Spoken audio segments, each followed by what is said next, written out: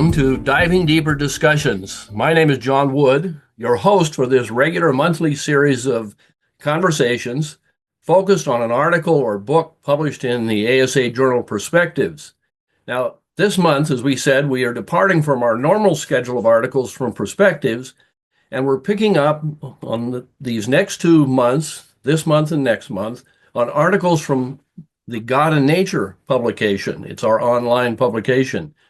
So we start off today with an article from Beth Madison, a soil scientist at Union University, and her article's on David's selection of 5 smooth stones when confronting Goliath. That promises, Beth, to be an interesting conversation, and welcome to Diving Deeper Discussions. Thank you. I'm delighted to be here. Yeah. For those of you who don't know Beth, let me give you just a little bit of an introduction. She's Associate Professor of Science at Union University, holds a Bachelor of Science at University of Tennessee in Plant and Soil Sciences, and a Master's degree in Science from the University of Kentucky in Soil Conservation, and a PhD from Kansas State University in Soil Microbiology. So, Beth, I think we're going to get down and dirty today. We're going to get into the roots of things.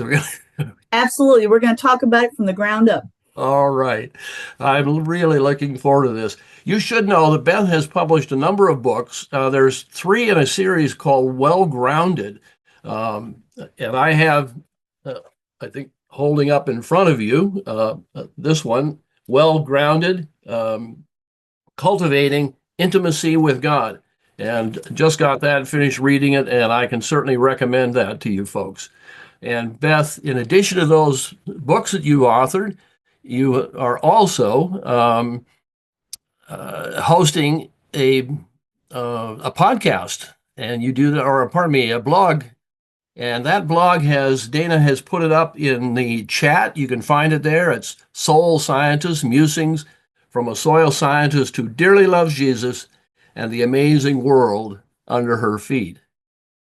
Well, Beth, with that bit of introduction, let's get to know you a little better. Tell us where you were born and raised, because I know place is important to you, as it is to many of us in the Creation Care Network and throughout the ASA. Tell us a bit about where you were born. I was born in East Tennessee, and I was reared a lot on. Was not born on the farm, but I'm the first generation, not literally born in the farmhouse on the farm, but grew up in working outside a lot in gardens. There was a big garden at our house. My father was a research scientist in vegetable production at University of Tennessee at Knoxville. So we grew up working in those gardens and greenhouses and container gardening and all the things, and then also working and enjoying the family farm that is in eastern Kentucky. Oh, that's wonderful. I was on a small non-working farm, but an acreage, and I'm just guessing if we had you hold up your hands, there's dirt under your fingernails because it's springtime. That's why I wear one of the reasons I wear nail polish is it can hide a multitude of sins underneath the fingers. It can't hide the red clay staining, but it can help with I can't get out from under my fingers. So. Right. Well, that's great preparation. What is your educational background? I read off those things. It sounds like 3 soil degrees, right? You really zeroed in right from the beginning. Tell us a little bit about that journey, and especially your PhD. I started out with my father as my advisor in vegetable production. And that's a whole nother story, if not a whole nother book, in terms of talking about having your own father as your advisor. And a wonderful gift to me. I'm exceedingly grateful for my parents and that they're still able to be here and still able to garden and eat the bounty from the garden. But when I took my first soil science course as a sophomore in college, I'd had to take the chemistry and the physics and all the such before taking that. Mm-hmm. Mm-hmm. I absolutely fell in love with soils. What was stained on my hands or stuck on my boots and my overalls became part of my soul, became part of my heart. They're just the absolute fascination that what we take for granted is Mhm. the very same material that God formed all of us from. Yeah. That intimacy of God reaching down. I mean, he spoke creation into being, and that was a very beautiful, beautiful thing. But then for him to reach down and form, to mold, to make, to shape Adam from the soil itself. And that is just, for me, that's just an act of worship. It's an act of worship almost every time I get my hands dirty in recognizing Creator God and just how he not only provided, but he sustains. Mhm. And the idea of soil conservation, soil and water conservation, I grew up with that, and learning that from my parents before I received a title for it, if you will. Right. Right. And that we are stewards, we are caretakers, we are tasked with caring for creation. Mm-hmm. And not to take it for granted, not to have not to have the idea that it is ours in ownership, but rather that it's ours in trust. A Native American proverb I think I probably heard in my first soils class in college that has become one of my very favorite things is we have not inherited the earth from our fathers. We are borrowing it from our children. And that legacy of wonder and discovery and worship and appreciation of how everything is synchronized and how everything is a beautiful mesh of how things fit together. Something that fascinated me from the very beginning and has gotten only stronger as I've gotten older and studied more. It's about the different cycles going on, the nitrogen cycle, the carbon cycle, water cycle, all of this, and the interactions that are going on in a lot of different ways. And the amazing fact that most of these are only happening at certain soil pH levels or certain levels of a certain availability of a chemical or amount of water or temperature or access to oxygen and so on, and all of that going together. So I did my master's dealing with manure, chicken manure, and erosion potential using grass filter strips to see if we could use that as another means of protection for water quality in nearby streams. And then that love for working with those cycles with manure, and one man's trash is another man's treasure in terms of idea of manure. I continued on with my PhD at Kansas State, where I was able to look to see when you have an oil spill, like you've heard of, most recent with Gulf Shores, go back a few years, Prince Edward Island, Exxon Valdez, all of that principle. And what was really big was when I was going through school a few years ago is what's called leaky underground storage tanks, where you would have buried fuel tanks at gas stations, at airports, on farms, various places, even maybe fuel oil in a personal home and so on. And when you have them, the common depth was about 25 foot down, and where that's a pretty common water table meeting at that same place. Well, stainless steel or metal only stays that way for a certain period of time and under certain conditions.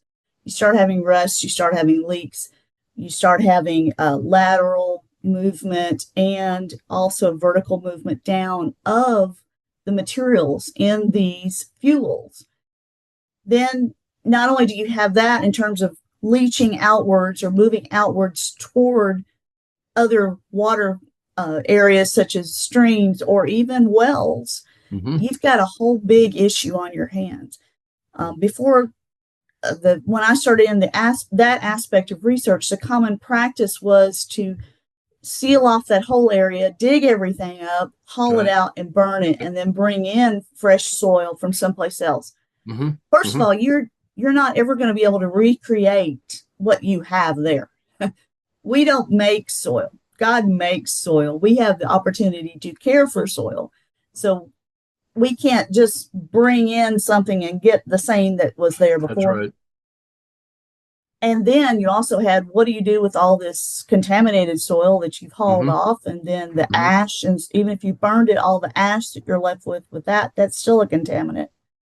Then the other question was, what is happening with surrounding areas with the fuel moving and then degrading to secondary, tertiary, quaternary compounds, which are even more teratogenic or more carcinogenic than the parent material. Right. So I started looking at, can we influence native soil bacteria at that depth of 20, 25 foot down in a subsoil? And a lot of times there's a whole different uh, suite of microorganisms in that area than what you Hmm. find closer to the surface.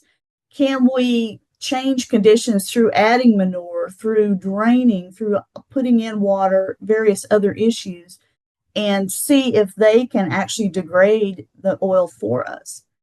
And lo and behold, yes, I was able to use a Yeah. C13 carbon labeled fuel and trace the parent material all the way to carbon dioxide as being converted by the native bacteria in that area. So, Probably Pseudomonas so mix when, of bacteria, but that was just absolutely fascinating that you can have bacteria, quote, eat up your waste for you mhm, mhm. and get it to an innocuous or somewhat innocuous endpoint. So that's a deep dive across your career. I want to put this in perspective. When was that PhD again? Remind us. I received it in 97. Okay, 1997.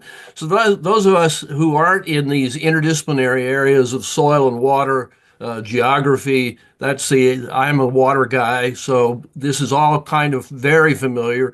Or if you haven't taught an environmental sciences kind of course, I see Fred Cannon here.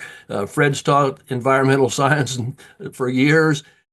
This is that kind of broad view where you bring all of the various geology, right? Physics, chemistry, biology, it all works together. But the interesting thing, Beth, is that you deal with microbiology in soils, and the microbiome comes to mind. This awareness has come in the last 2 decades, really, actually, since your work just finished up, right at the outset, I think, of it's really popularization and understanding of how important microbiology is in oceans, in soils, right? In every aspect and in across our very bodies. So thanks for that overview. It goes in your career from the soils, right, to the conservation policy and practices, and then down to the actual remediation and how can we fix these things. Very, very interesting and very timely kinds of work.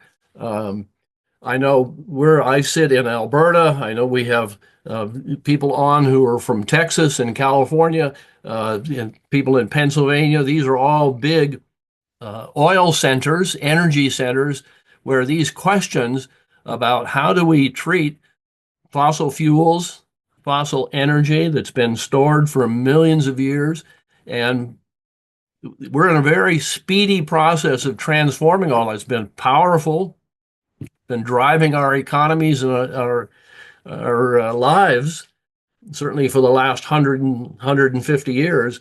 But now we're at a real cusp. So it's very timely. Thank you for that. Let's move on to another question. ASA. How did you find out about ASA? Tell us that just briefly.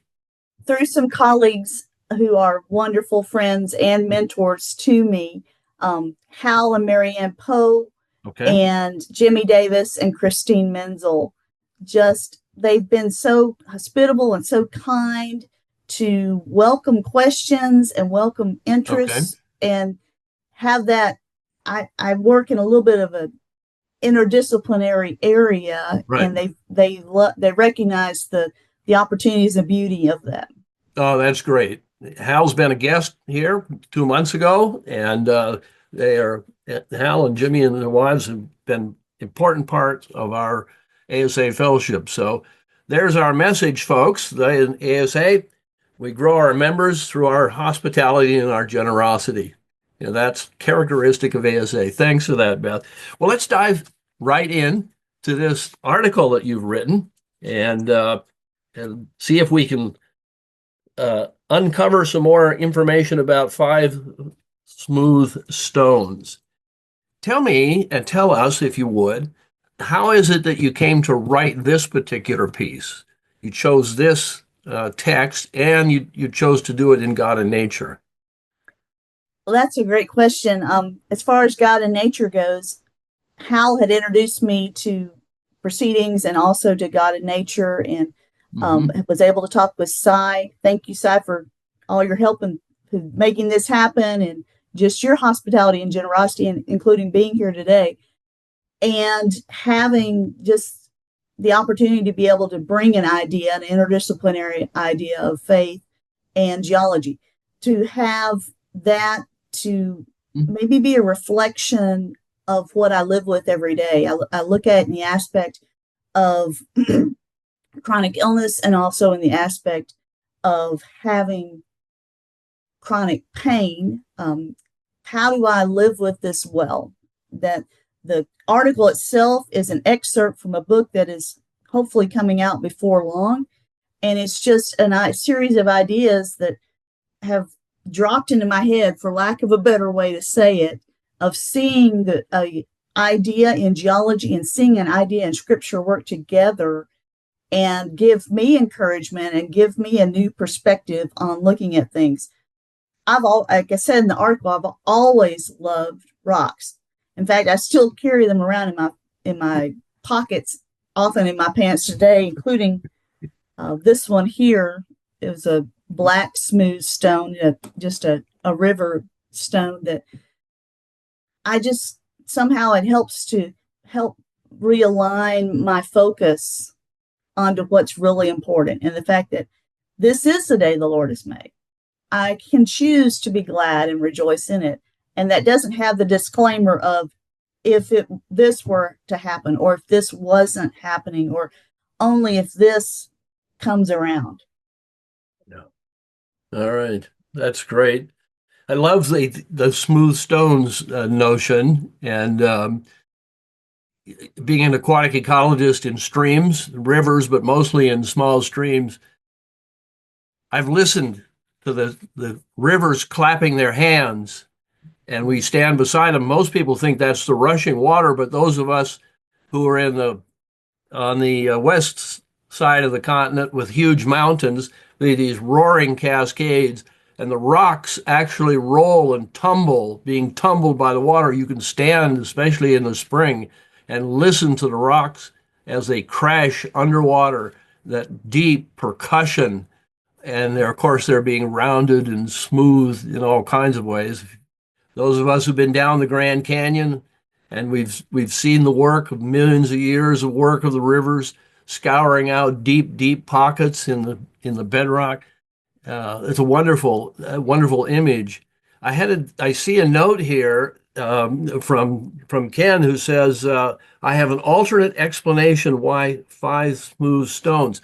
We will come back to that in just a minute, because I don't think we're unmuted yet, and we'll come back to that in just a second. Beth, I wanted to ask you one more question.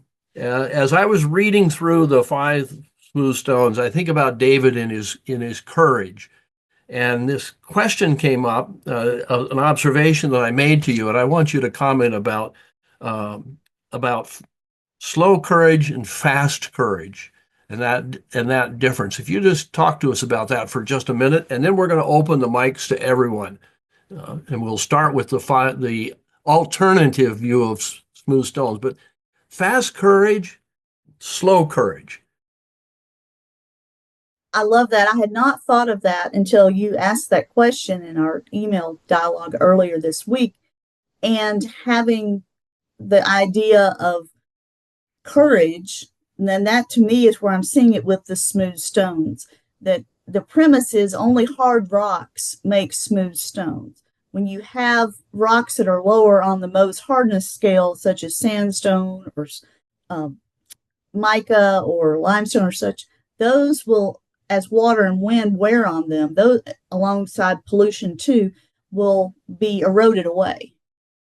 Versus hard rocks, they were higher on the Mohs hardness scale, where you will have a granite or basalt, and you think of marble and you think of the so on, the very hard materials, they will become the smooth stones.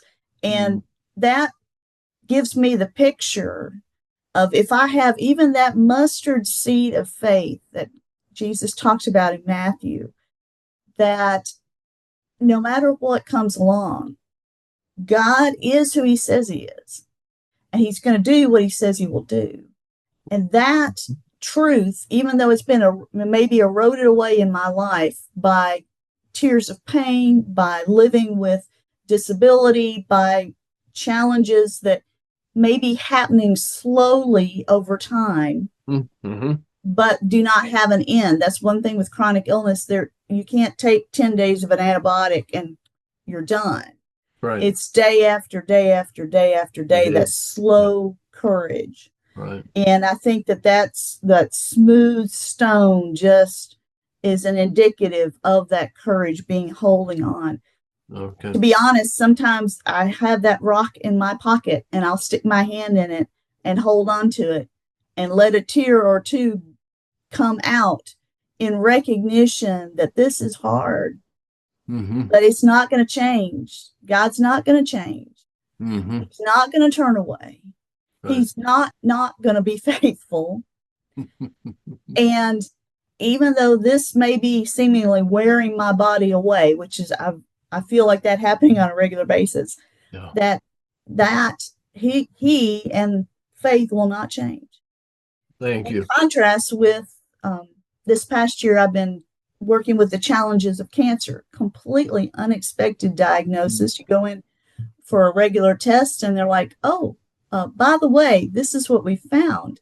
I started joking with my general physician and saying, I'm really tired of you sending me in for these tests because we keep finding something else when we find out. Then I've had some other subsequent diagnoses since October with cancer. And the changes that have been required of a fast courage, you don't move into major surgery or move into chemo and radiation treatments just slowly. It happens right there, almost as fast as they can make it happen. Right. And that required a fast courage of saying, okay, God, you haven't changed in all of these long marathons of all of this. So I'm going to trust you. You're not going to change in however many days it takes to get with treatment for this, or however long you have left for me. David tells us that he recognizes that our days are numbered, and they're and my prayer is, please let me number them aright. Yeah. That's a wonderful summary. Thanks for that. And it sets this up. So I'm going to go to the alternate explanation there of 5 smooth stones. So Dana, if you could unmute everyone. And I think... okay, I'm ready. There you go, Ken. Go with it. Okay, here is my alternate explanation. I have worked with slings, and they're not very accurate. David, the youngest, first time he met Goliath, he took food to his brothers. He saw Goliath come out. And what I guess happened is he looked at the distance between where he was going to use the sling or try to do it and Goliath coming out. He made an estimate. This is my speculation. He figured that he can use the sling 5 times running towards Goliath, and one of them is going to hit. It was a very clever plan, because he wanted to be sure that Goliath got the rock on the forehead. To do that, he did the human part, namely estimating, running and hitting 5 times, one of them will get. Well, God thought differently, and he got it from the first shot.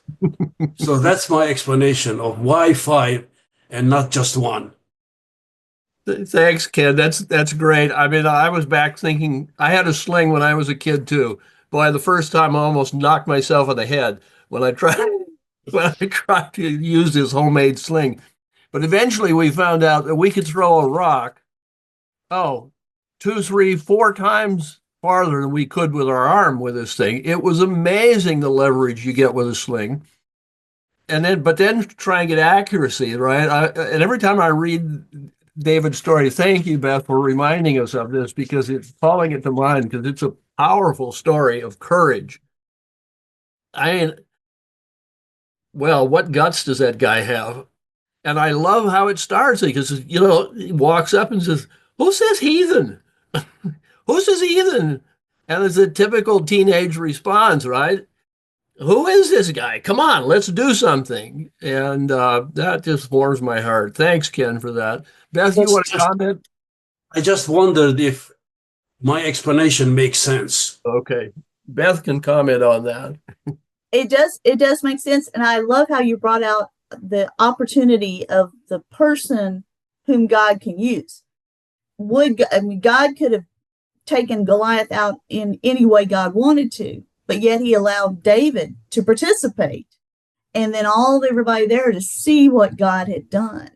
And I think the important part here was that David's recognizing from the very beginning, I got 5 stones, but I got God is on my side, and everything else will be taken care of.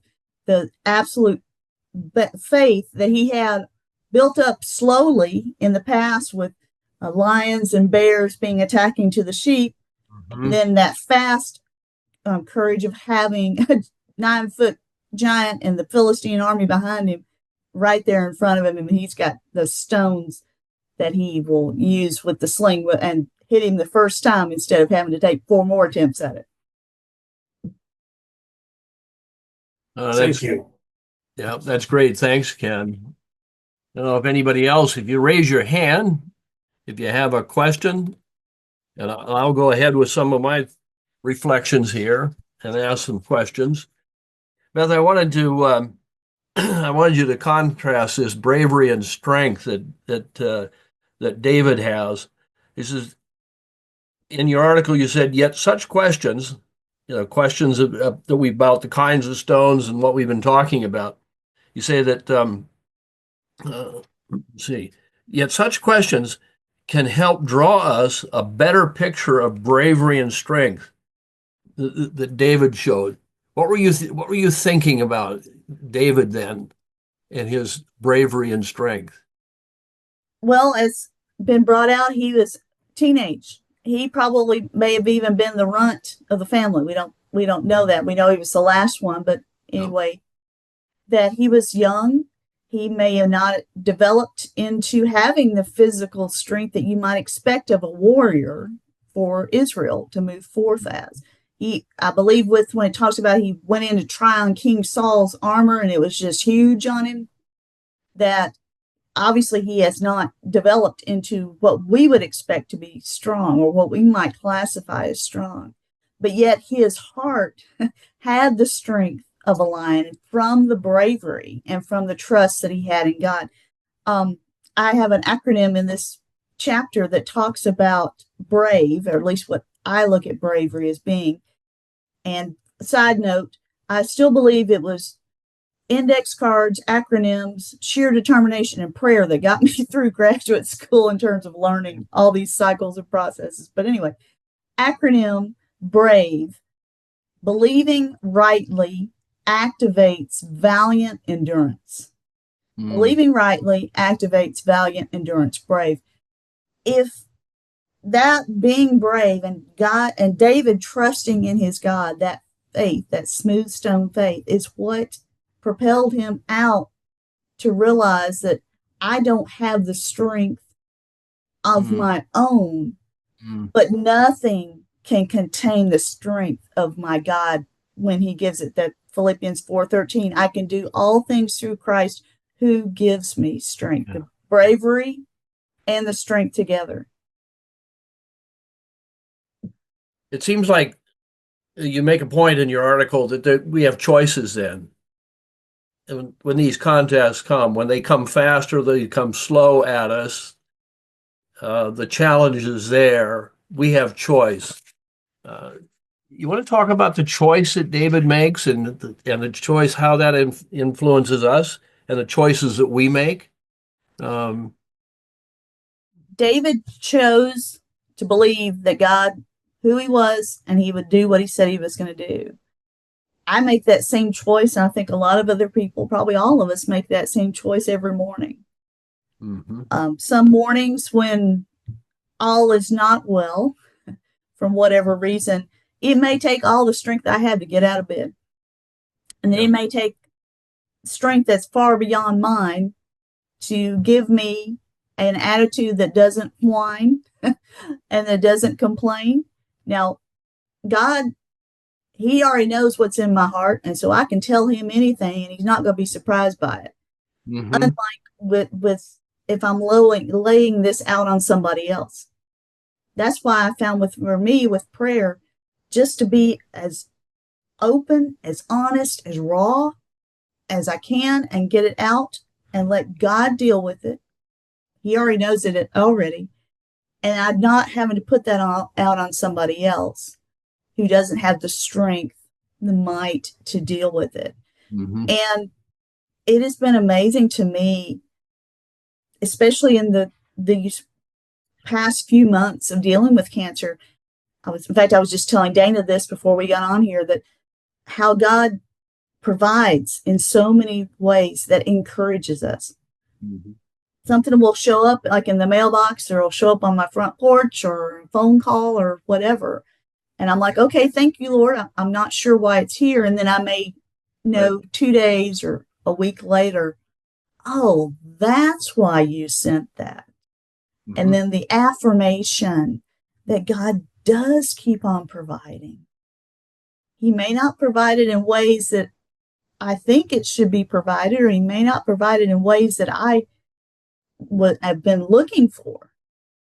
But looking back, the hindsight is always 2020. God has always provided what's needed when it's needed. Yeah, thanks for that. I'm thinking about your personal story. I know you put a little bit into the article there. I don't know if you want to say any more about that. You talk about I'm sharing what I've found to be smooth stone truths, right? Truths gained from personal experience in trusting God in these past 13 years of chronic illness and studying Scripture. You want to tell us a bit more about that journey? And maybe draw a lesson or two that you've beyond what you've given us so far. Just pull those threads together for us, would you? A lot of verses have become memorial stones for me. You see a lot of Old Testament references to memorial stones, or the stone of Ebenezer, stone of remembering, stone of strength. That there are evidence, reminders of God's provision. Some of these truths that I've learned is that God is good. I may not think he's working for good in some of this, but then God does pull back the veil and let me see, maybe in my student's life or a friend's life or something, how the comfort he has given is not just for me. It's for somebody else. You see that in 1st or 2nd Corinthians, that God gives the comfort for us, then that we can give it out to others. And it doesn't have to be the same situation. And even two people going through a very same or very similar situation can have different journeys in the same diagnosis, or have different journeys in the same disability. It's interesting to see when I go to the cancer center. I was going every weekly. Now it's every 3 weeks. Yeah, I've been promoted.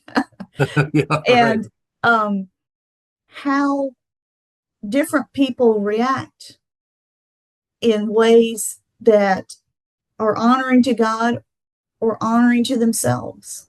There is a lot of pain. There's a lot of need at the cancer center.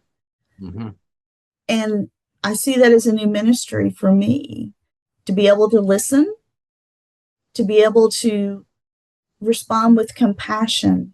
Mm-hmm.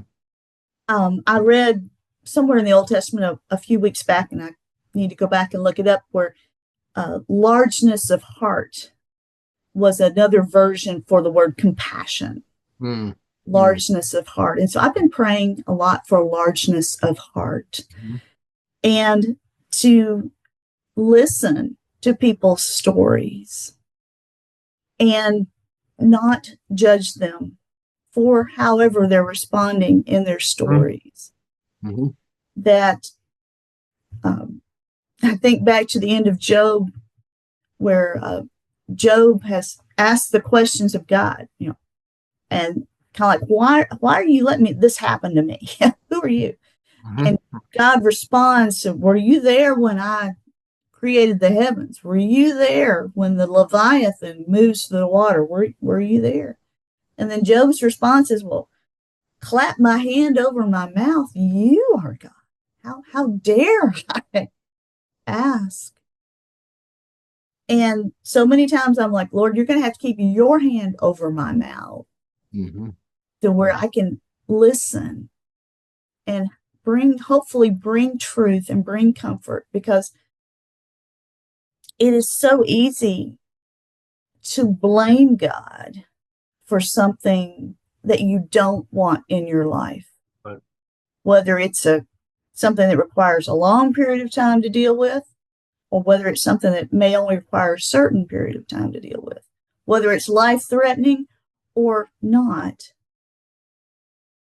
I can either blame God or I can trust God.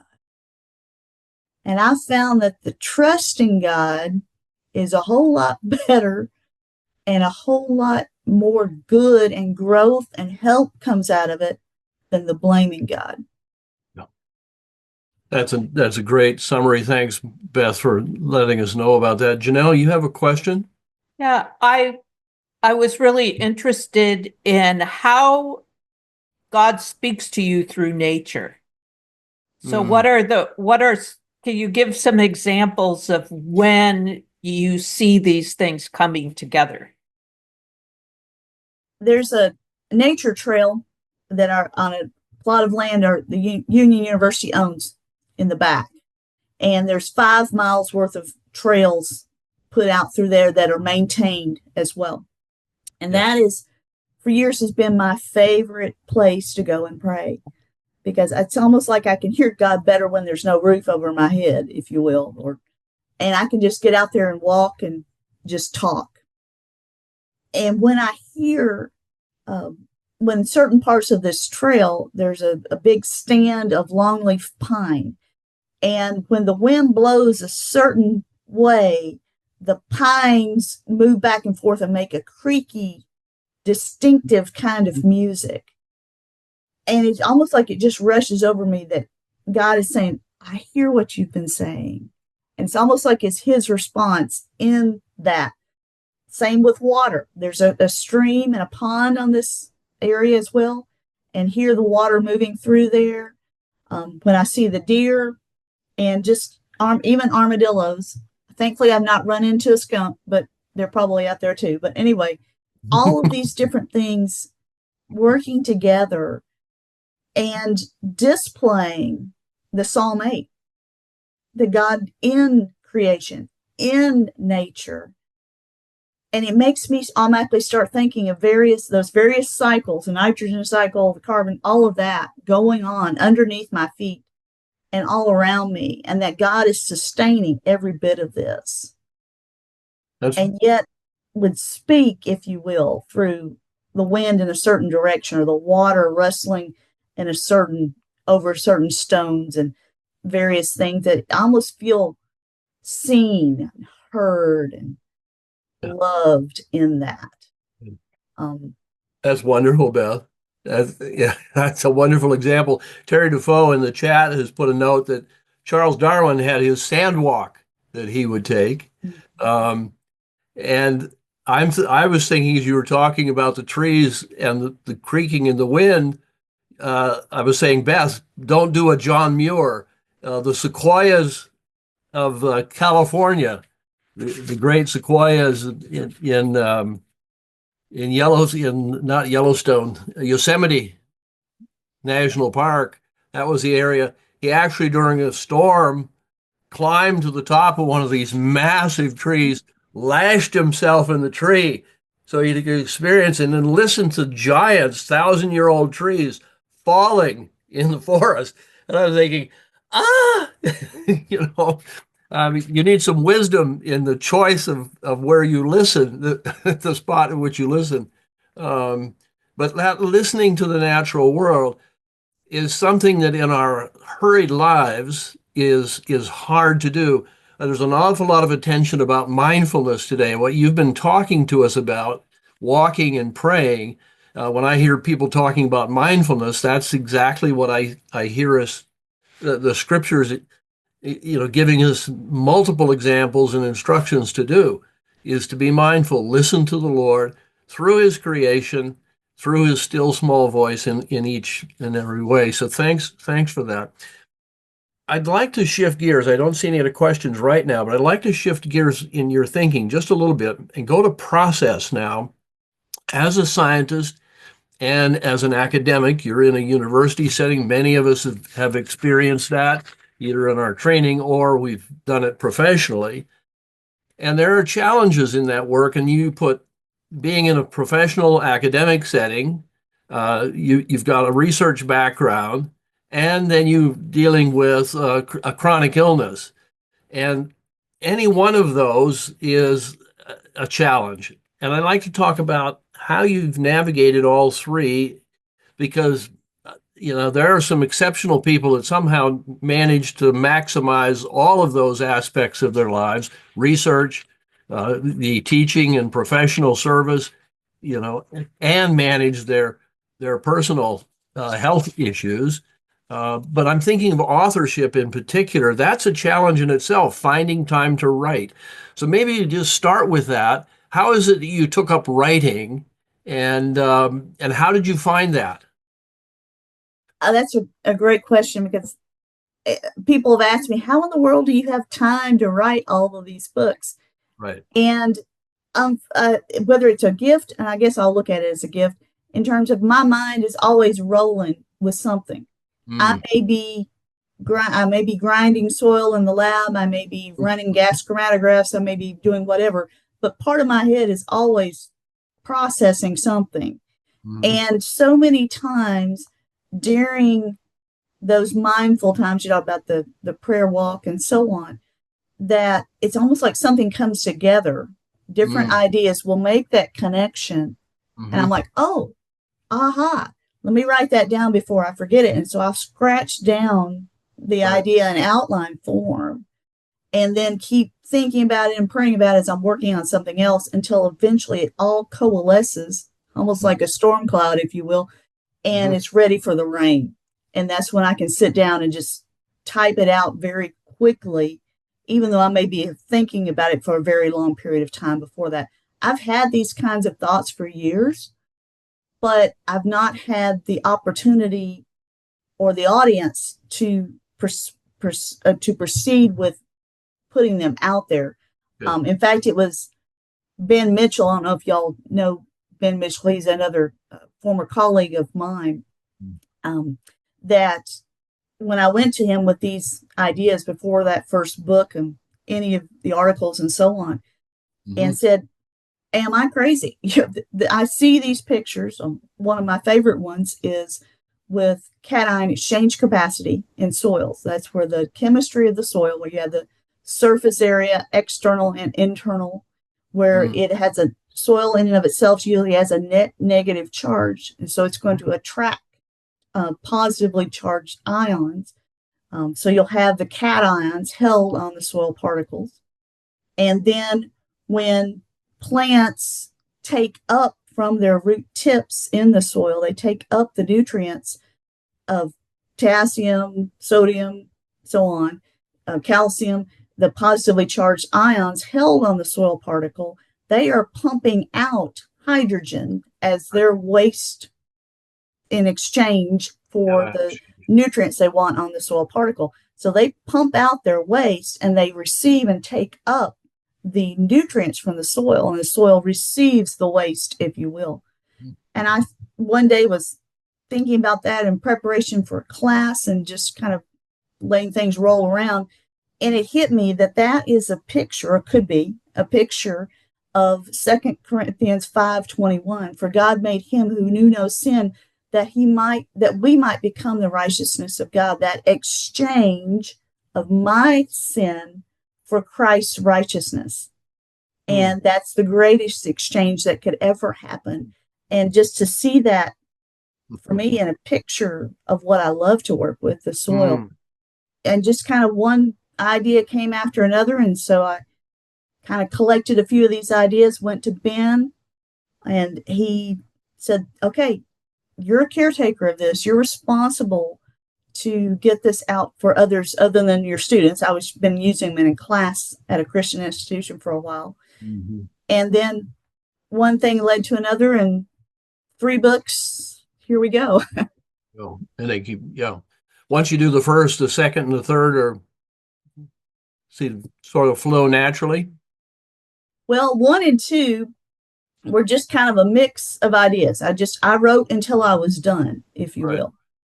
And that ended up being 2 books worth, the Good Ground Volume 1 and Good Ground Volume 2. Some of my friends still kind of laugh because as I would write a chapter, I would print it off and stick it on my dining room table.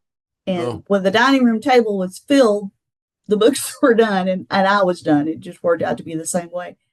And just kind of arranging them in ways that made sense with that. And then Well Grounded, just one day was thinking about these things, and it just laid itself in an outline. The entire book outlined itself. This one? That one, exactly.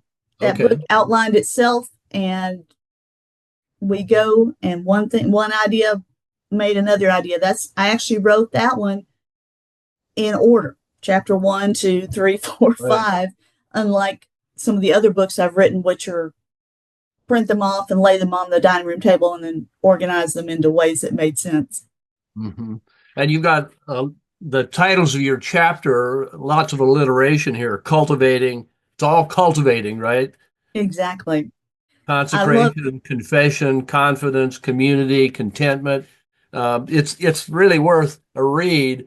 The other thing I want you to tell me about is that I'm a stream ecologist, so I saw this cover and fell in love. Right? Because that's the kind of place that I did my research. And tell me about this cover. I don't think I could ever get a better book cover than that one, because that is actually my daddy standing at our favorite place on the family farm, telling me how the ecology of the stream had changed from when he was a little boy. Talking about all the minnows and various aquatic such going on, and how different it was when he was little. And one of my earliest memories is coming out there and him teaching me how to throw rocks, smooth stones, across that. And then just one thing led to another. So one day we were out there on a beautiful spring day. I snapped that picture as he was talking to me and just wanted to have it for a memory.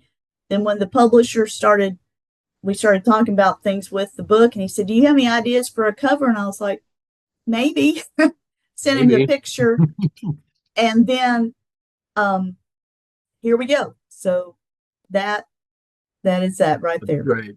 Well, Leeson Stiles, Tripper at the press there, is the artist who took that picture and put this together. When I first looked at it, I didn't think he was pointing and teaching. I actually thought I saw a fly rod in his hand. You could almost see a fly fisherman there. But that's a wonderful, rich cover. I'm glad you were able to tell us that story, because there's a lot behind that. Thank you so much. That's wonderful. This kind of conversation is rich and interdisciplinary, and I see a raised hand by Fred Cannon. So, Fred? Yeah, I can't find the button on the bottom of the screen for some reason, so I don't know what that's about. But anyway, Beth, I just wanted to say that there's at least 3 of us here on the prayer committee, and we'll be praying for you. Thank you. You're going through Thank a you. lot, and we have an ASA prayer group that prays, and we will really be praying for her. In fact, we'll do that right now. Dear God, we pray for Beth Madison, that she can just have your strength. We can tell from what she's been saying that she's been really touched by you in the midst of this. Sometimes we're closer to God when we need you, God, and that's definitely true with Beth. And we just pray that she feels your peace and blessings. Amen. Thank you so much. It is, my husband and I, we almost can tangibly feel that people are praying for us, and it's a wonderful, wonderful thank you. I know in the intro I shared with Beth and Dana, and I'll share with all of you that I know there are many of us in the ASA who are walking with various kinds of medical challenges. I'm beginning to think this just comes with old age. It's just part of, as one of my friends at church said, John, we need a book on what they didn't tell us. And I think that's one of the things that you just don't notice as a young person is that older people, if you think back as a young person, think back to that time and think, yeah, I knew, oh yeah, that person had a cane and that person had this and that person just disappeared. I don't know where they went. And it's just comes with aging. And I know in our family, as Beth was saying, 13, 14 years now of chronic dealing with an illness. And I know my wife is and has something that, I mean, you get those diagnoses that many of us have had, or our relatives or spouses and children have had. That's the kind of it takes the slow courage to face that and to deal with it. Kathy's been walking for 14 years with this, and it has changed our relationship. And so the things we used to do, we can't do, but there's all kinds of new stuff that's come into our lives. And you need to know, I just took her again to volunteering this morning. She volunteers at 2 different places and is as active as can be. And many of our ASA members have been involved in the absolute miracles of medicine. The lives we live, the capacity we have, comes from the slow, hard, diligent work and the courage it takes to set yourself aside and do that work that has to get done in order for us to all flourish and thrive. Beth, it's been wonderful to be with you this hour and to just reflect with you on your writing. Thank you again for 5 smooth stones. That was so helpful to so many. And reminding us of David and his example. I was thinking David, a man of integrity after God's own heart, that blew it on the battlefield, that blew it in his marriage a couple of times. He was a murderer. And you think, oh my goodness, if there's hope for him, there's hope for us. and your story here today of just showing us how God has been close, walking together with you, has called and gifted you, and how fruitful that you are in all of that. So we ask God's blessing on you as you go and on your work and on all of you today. Thank you so much for being with us. And let me remind you, if I can find it on my screen quickly, next month, on June 14th, we will be back at our regular time on Saturday afternoon, 2 p.m. Eastern. Jim Bradley is going to be with us. He wrote an article in God and Nature in the summer issue on game theory and theology. And it might be a dicey kind of talk. I'm not sure. You could take a chance and be there. This is absolutely my favorite in all of Scripture. Chance is not referred to very often, but it is in Proverbs, and there are no secondary causes with God. God owns it all, and I'm really looking forward to having this talk next month. I hope you can all join us. Have a great rest of your Saturday. God bless you.